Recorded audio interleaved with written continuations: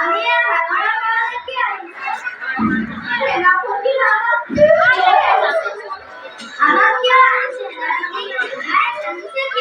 মহারাজে তোমার কবে আমি আন্দোলন করেছে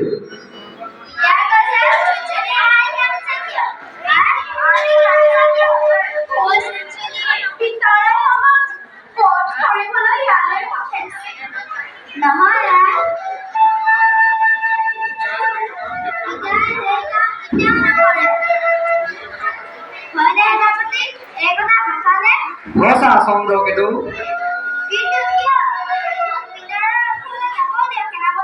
জোয়ার কোনো প্রয়োজন নাই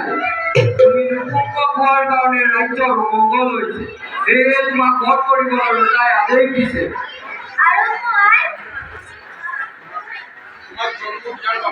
মাক যত্ন দিয়াৰ বাবে তোমাৰ আজ্ঞি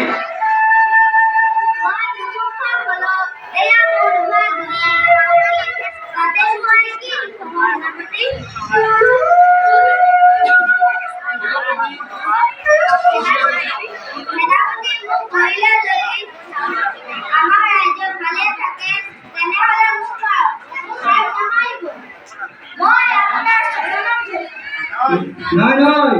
তেনে মই একো কাম কৰিব নোৱাৰো ৰজাৰ আদেশ মান্য কৰিলে মোক হত্যা কৰিব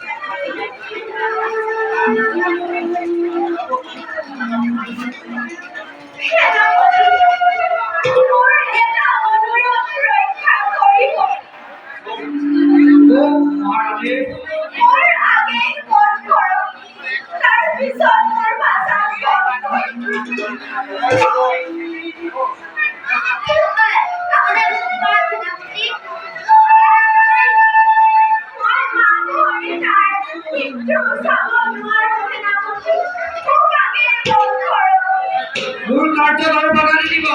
মোৰ হক অপৰাধৰ ঘট বঞ্চনা কৰিব মই ৰাজ আজ্ঞা দিম মই মোৰ কৰ্তব্য পালন কৰিবই লাগিব মই আৰু বিলম্ব কৰিব নোৱাৰো